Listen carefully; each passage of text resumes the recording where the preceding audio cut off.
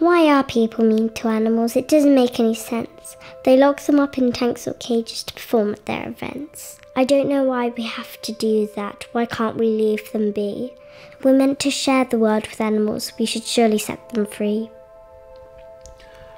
You're asking a very good question, and the answer's sort of tough. Some of our behaviour's really hard to justify, and many like you have had enough.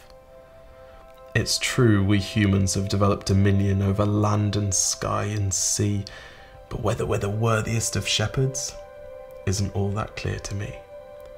But as with anything that makes us angry or stirs in us the need to fight, let's contemplate the motivations to find the ways to put things right.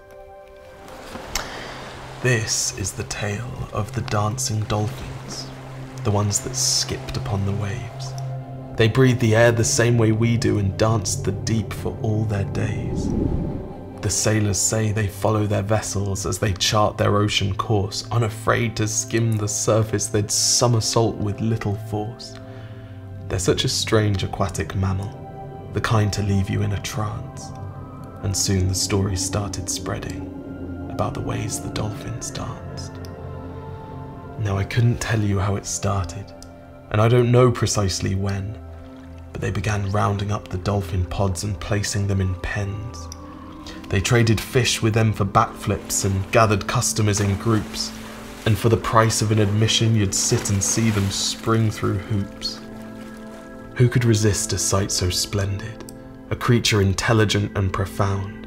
Before long, to watch the dolphins dance, children flocked from miles around.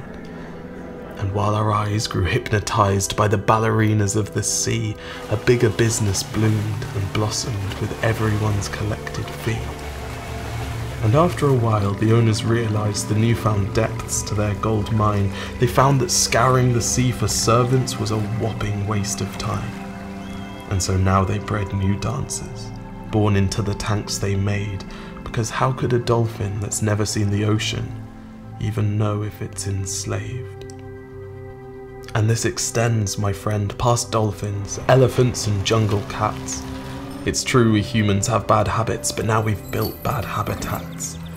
And before anyone got to wondering if this behaviour was any good, we'd built a beast so hard to banish that fed so many livelihoods.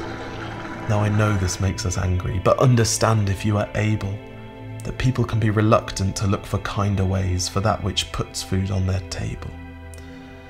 But here's the power you have, little one. It's just as important as your voice.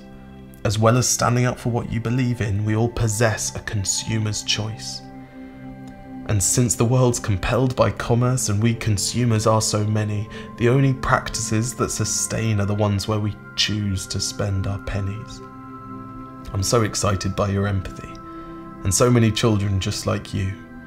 Try to keep that kindness close with all the things you say and do. But can I really make a difference? There's only one of me and I'm small. My love, the way you live sets an example which could mean the difference to us all. Now this story isn't finished yet, but since we're between friends, let me tell you how I really hope our dolphin story ends. One day, a girl about your age, while drawing after school, saw something that affected her that she knew deep down was cruel. She asked her brother how the world could allow such things she knew were wrong, and together they began a story with little hope it would catch on. And maybe somebody heard their words, and on that day made up their mind that they would help create the ending and the call to be more kind. And because your kindness is infectious, somehow it's spread across the world. Because who knows the power of an honest question when it's asked by you, my girl. So keep being you. I promise it's working. And maybe one day, perhaps when you're grown, all this captivity will fade into memory, and the dancing dolphins will find their way home.